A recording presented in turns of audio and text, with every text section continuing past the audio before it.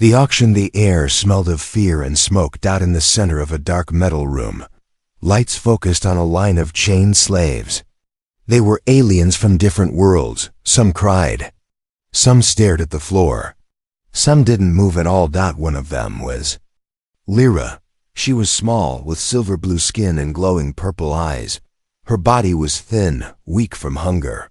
She had been sold 5 times already.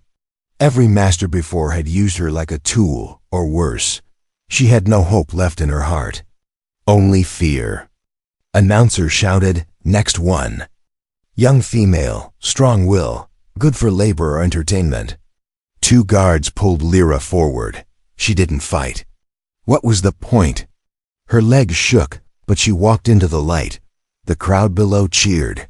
Many were humans, rich ones. They smiled, as if they were picking toys, not living beings. Lyra lowered her eyes.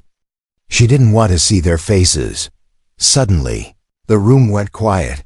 A man had stepped forward. He was human, middle-aged, plain clothes, no fancy rings or weapons.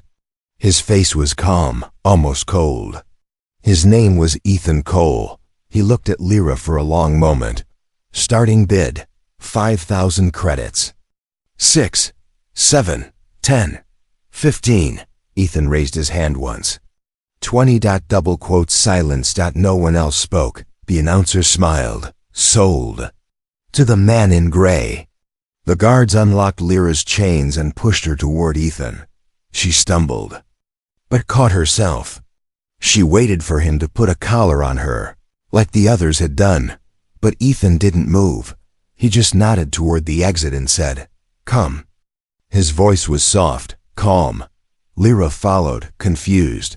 Outside the auction hall, a black transport ship waited. The inside was clean, simple, no cages, no weapons. Just a seat and a blanket. Ethan sat in the pilot chair. "Sit," he said. Lyra sat, her hands in her lap. She didn't speak.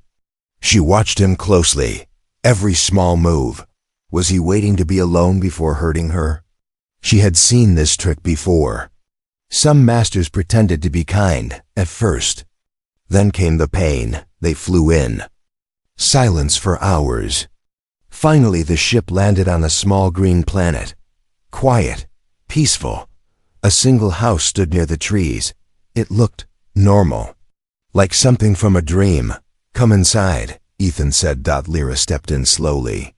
She expected cages, cameras, maybe. A room with chains. But what she saw was strange. A soft couch, books, a table with food, blankets on a chair, no weapons. Ethan pointed to a door. "That's your room." "My room?" Lyra didn't move. "You can rest. Eat if you want." Ethan walked to the other side of the house and sat at a desk. He said nothing more. Lyra stood still for a long time. What was this? A test? Was he waiting for her to disobey? She slowly walked to the room. It was small but warm. A real bed, soft lights, a folded towel on the chair. On the bed was a plate with warm food. She stared at it. It's safe. Was this a trick? She didn't eat. She sat on the floor, waiting for him to come in and yell. Waiting for pain. But hours passed and no one came. Eventually, she fell asleep on the floor. In the morning, she woke up in the bed. Someone had placed a blanket over her. The food had been replaced with fresh bread and fruit. Her heart raced. Why? She stepped out of the room slowly. Ethan was in the kitchen, drinking something from a mug. He looked at her. Not with hunger. Not with hate. Just calm. "You're awake," he said. Lyra nodded, unsure if she was allowed to speak. "You can eat." "No tricks," he said, pointing to the table. She walked slowly, took a seat, and picked up a piece of bread. Still watching him. "Why didn't you hurt me?" she asked. Ethan didn't answer right away. He looked out the window. Then he said, "Because you've already been hurt enough." Lyra froze. Those words. No one had ever said that to her before. She couldn't speak. Her hands trembled. Was this real? Was this another game? Or was this man truly different? As Ethan left the room, Lyra stared at the food in front of her. Her eyes were wet, but she didn't know why. For the first time in her life, she didn't feel like a slave. She felt like a person. But deep in her mind, fear still whispered, "Why hasn't he hurt me yet? What kind of monster waits?" The rules, Lyra. Didn't sleep the next night. She lay in the warm bed, staring at the ceiling, her body still and her mind racing. The man Ethan hadn't touched her. He hadn't shouted. He hadn't locked her in. He gave her food, a bed, and silence. Too much silence. She knew how this worked. Kindness was the rope. Sooner or later, it would tighten. The next morning, she stepped into the kitchen. Ethan was already sitting there, sipping from a black mug, reading from a glowing screen. He didn't even look up. Lyra stood by the doorway, unsure what to do. He spoke first. "You slept in the bed last night." It wasn't a question. Just a fact. Lyra nodded. She waited for the trap, but Ethan simply pointed at the chair across from him. "Sit." She moved slowly, carefully, like walking on thin ice. Then came the unexpected. Ethan put the screen down and looked directly at her.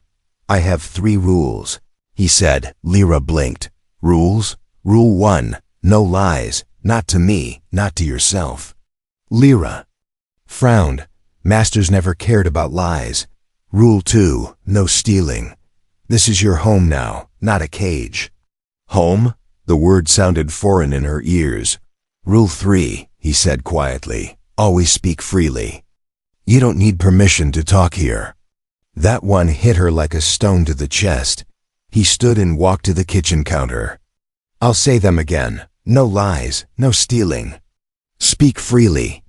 He placed a plate of fruit and bread in front of her, then walked away to the window. Lyra stared at the food. She didn't touch it.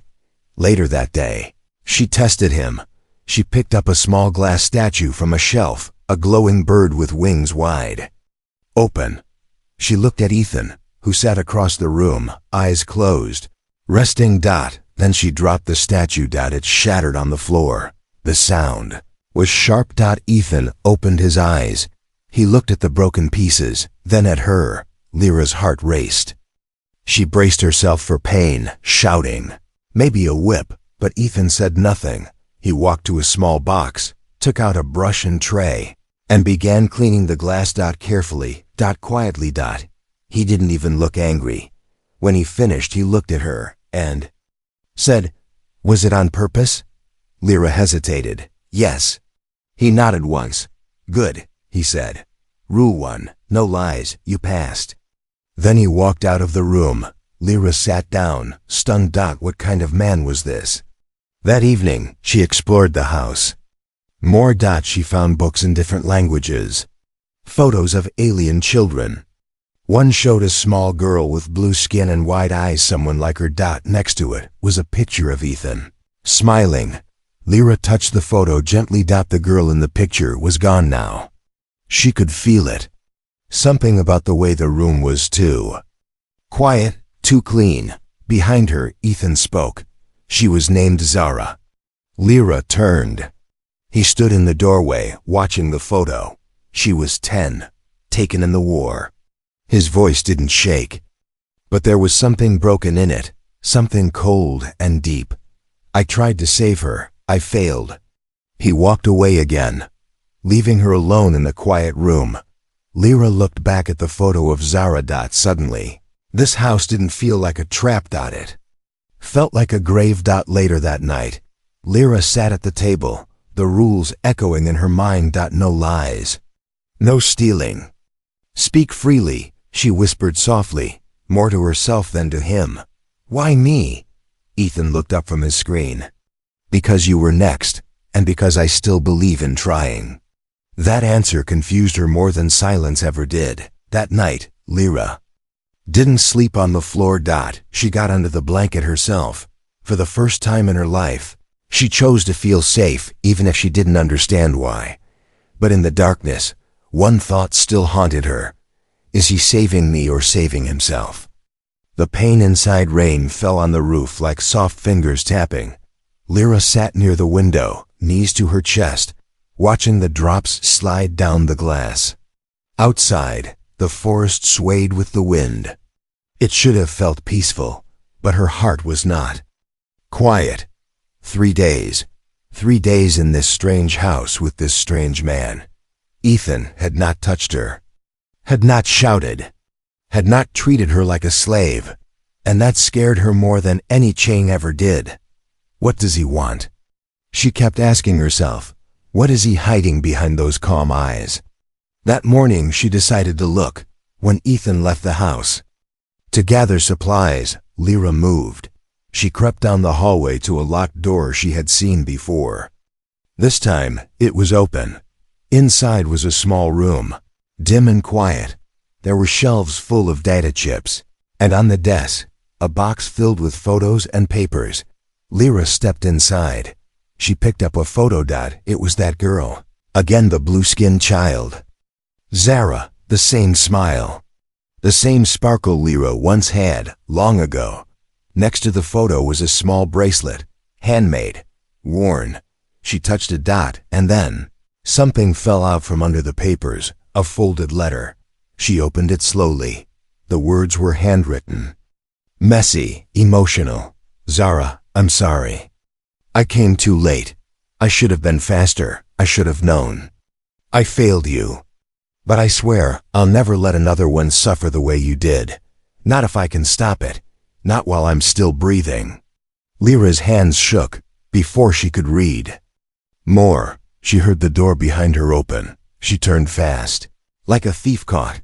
Ethan stood there. But he didn't look angry. He just looked tired. You found it, he said quietly. Lyra didn't answer. He walked inside, slow and steady, then sat in the chair beside the desk. She was everything, he said.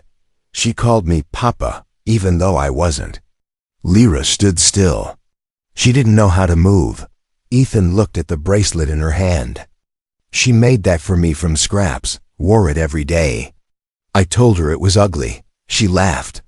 His voice cracked just a little. She died in a camp, he said.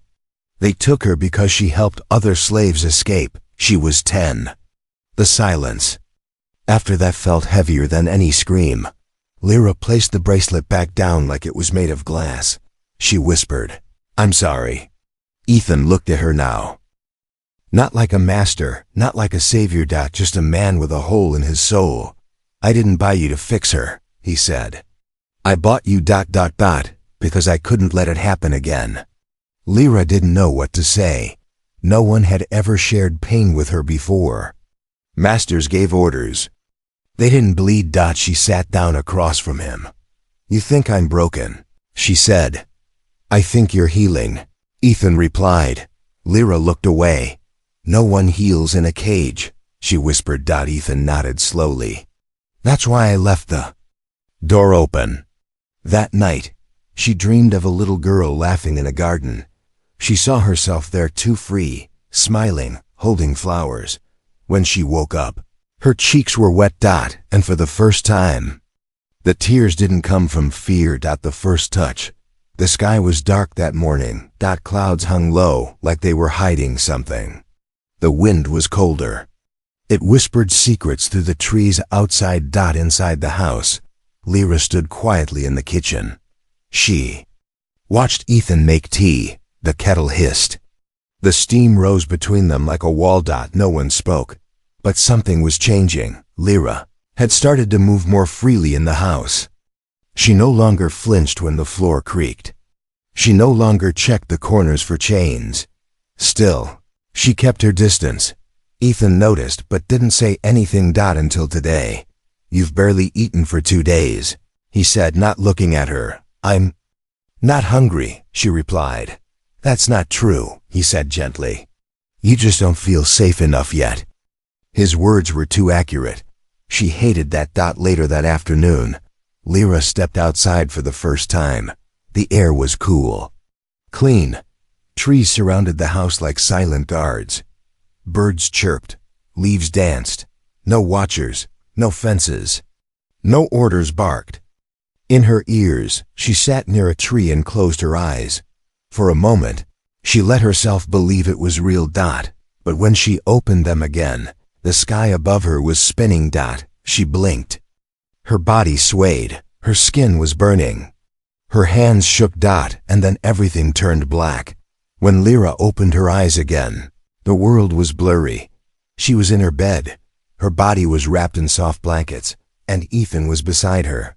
Not close, just sitting near, watching carefully, concern written deep into his face. Her lips were dry. "What happened?" "You collapsed," he said. "Allergic reaction. Probably from something you ate." He held up a small vial. "I gave you a stabilizer. It worked." Lyra looked down. Her shoes were gone. Her arms had faint marks. Medicine. Ports. And her head rested on a pillow. Not the floor. Not a cage. "You touched me," she said, almost like an accusation. Ethan met her eyes. "Yes, to help."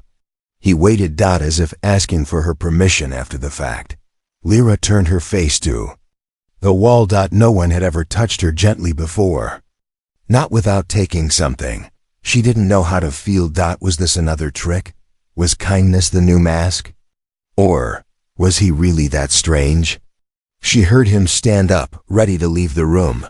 Before he stepped out, she whispered, "You stayed." "The whole time?"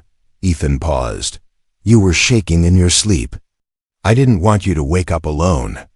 The door closed softly behind him. That night, Lyra sat on the bed, awake. Her body still weak, but her heart was even more restless. He had seen her at her most vulnerable, and he had done nothing except care. No orders, no punishment, no chains. Just warmth. She reached up and touched her own cheek. It was dry now. But earlier, when she realized he'd wrapped her in the blanket himself, she had cried, not from fear, but from something worse. Hope. The secret room. It started with a humming sound, very low, almost hidden. Lyra heard it one night while walking to get water. The house was dark. Ethan was asleep. Or at least she thought he was. She paused near the hallway. The hum was coming from the floor, like something alive. Under the ground. The next morning, she watched Ethan from the corner of her eye. He moved normally, reading, writing, cooking, calm as ever. But now she noticed the little things. He always kept a key in his pocket. He always locked the basement door. And sometimes, when he thought she wasn't looking, he stared at the floor. Long, still, as if listening to something only he could hear. Lyra's curiosity, once dead, was now breathing again. That evening, Ethan left the house, said he was going to the nearby outpost for supplies. He would be gone 2 hours. The moment the ship lifted off, Lyra moved. She went to the locked door at the end of the hall. She had seen which key he used. Quietly, she removed it from the hook by the door. Her fingers trembled. Her heartbeat was loud in her ears. She slid the key into the lock. It clicked open. The stairs were cold, dusty. The air smelled of old metal and something electric. The hum grew louder. At the bottom was a heavy door. Not locked. She pushed it open. What she saw made her forget how to breathe. It wasn't a basement. It was a command center. Holograms flickered in the air. Star charts. Maps of transport routes. Files tagged with names. Alien names. Shelves lined with tools. Stolen IDs. Coded chips. And in the center, 3 large screens, each showing different live feeds from places across the galaxy. One of them showed a slave camp. Another showed an auction block. The third showed her a still image from the day Ethan bought her. She stepped closer. A small folder on the desk was marked, "Extraction Plan, Subject Lyra." She opened it. Inside were pages of notes. Subject in extreme trauma. Avoid sudden movement. Must earn her trust before revealing full mission. High value due to language skills and genetics. Do not involve her unless she chooses. Lyra backed away, confused, angry. Scared. What was this? A trap? A setup? Was he using her? Or was she part of something bigger? She heard the door upstairs open. Ethan was back. Lyra froze. Footsteps came down slowly. He didn't look surprised when he saw her. He didn't raise his voice. He just sighed. "You found it," he said, that same words he used when she found Zara's picture. Lyra held up the folder. "What is this?" He walked in and sat on the edge of the desk. "This is my real work."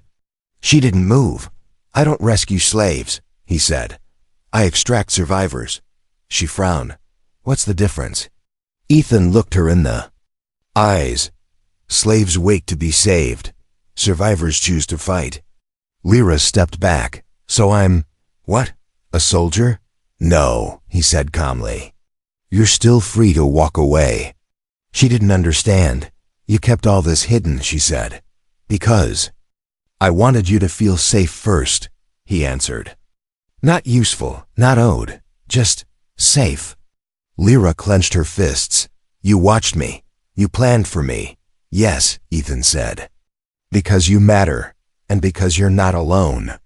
He pressed a button on the console. Another screen lit up. Dozens of faces. Alien, human, different, but all with the same fire in their eyes. These are the ones who said yes.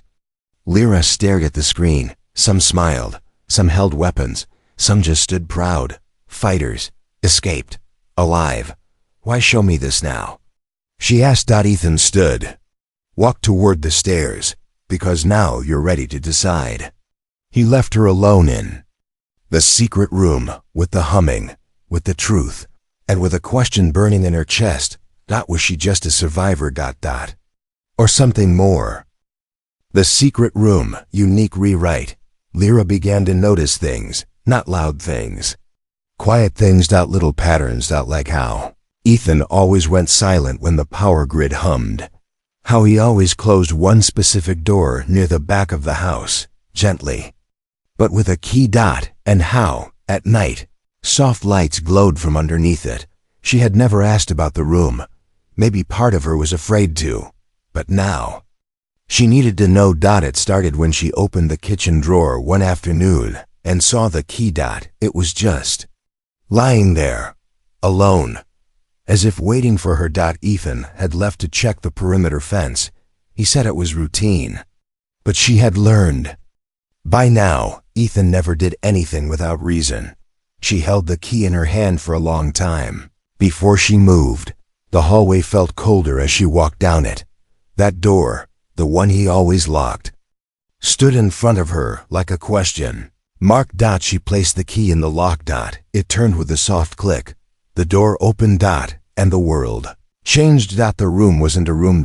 It was a command center, but not like the military ones she had seen during her captivity. This one was personal. Quiet.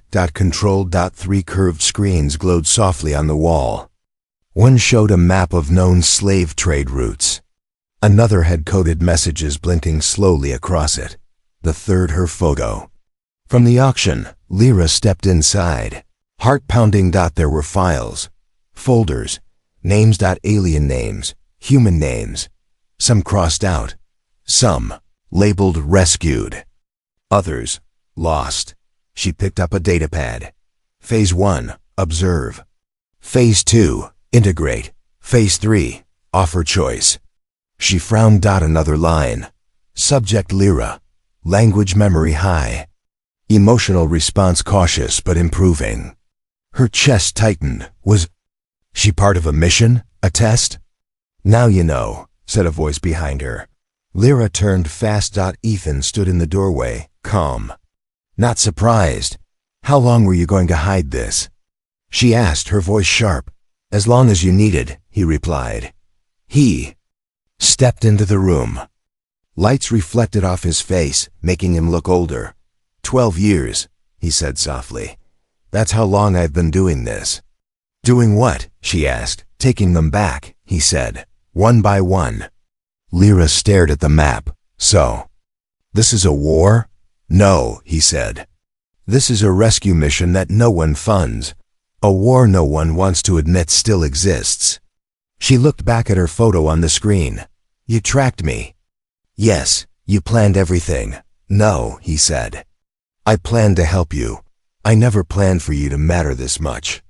The silence sat heavy between them. Then Ethan walked to a panel and tapped a button. A new image appeared. A group of aliens, free, laughing, eating together. They were like you, he said. They said yes. They chose to stay, to help others. Lyra looked at the screen. Then at him. What if I say no? Ethan looked into her eyes. Then I'll find a quiet world, somewhere far. I'll take you there. No missions, no asks. Just peace, and I'll walk away. That shocked her more than the files did. No one had ever given her a way out before. Not without a price. She turned slowly and looked around the room again. This place was built for purpose, but it was powered by pain. Every piece of data, every saved name, every crossed out file told her something about Ethan. He wasn't saving people to be a hero. He was doing it because he couldn't save someone once. Someone small.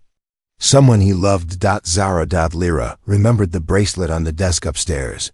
She understood now. This wasn't just a mission. It was a promise he couldn't stop keeping. She walked past him, back into the hallway. She didn't speak. She didn't have to, not yet. Behind her, the door slowly closed again. Not locked. Just waiting. The choice the house felt different now. Not warmer, not colder. Just exposed. Like the walls had whispered their secrets, and now waited for her response. Lyra moved through the halls without speaking, without asking. Ethan didn't stop her. He just watched like a man waiting for a verdict. That might break him. At night, she sat under the stars. The sky above the forest was wide, black, and full of quiet fire. She had never looked at stars this way before. In chains, stars had felt like lies, distant, fake, too far to matter. Now they stared back at her. And for the first time, she wondered what they saw when they looked at her. A girl? A survivor? A weapon? Inside, Ethan prepared a second bed. Not for her, for someone new. Just in case, Lyra noticed. You think I'll leave, she said. I think you might, he replied honestly. Silence passed between them like slow wind. You knew who I was before you bought me, she said. Yes. You studied me. I observed you. What's the difference? One takes, the other waits. She sat on the edge of the couch, her hands in her lap. You had a plan for me, she whispered. Ethan shook his head. I had hope. There's a difference there too. That night, she dreamed of her old masters, but this time, something had changed. In the dream, they spoke cruelly. But their voices faded. In the corner of her mind, another voice spoke louder. You're not theirs anymore. It was her own. The next morning, she found Ethan already outside, fixing a solar panel. She walked up slowly. Tell me what happens. If I say yes. He wiped sweat from his brow. Didn't smile. We leave this world. I take you to the network. We train. We listen. We help. She watched him. And if I fail? He looked up. Then we keep trying. Until you don't. Lyra looked at the trees. At the quiet green sky. I was never trained to choose, she said. Only to obey or survive. Ethan put down his tools. Then maybe this is your first real fight. An alarm chirped from inside. Ethan froze. He ran to the console. Lyra followed. On the screen, a red dot blinking at the edge of the solar system. A ship. Unregistered. Military class. Getting closer. Ethan's voice was calm but sharp now. They found us.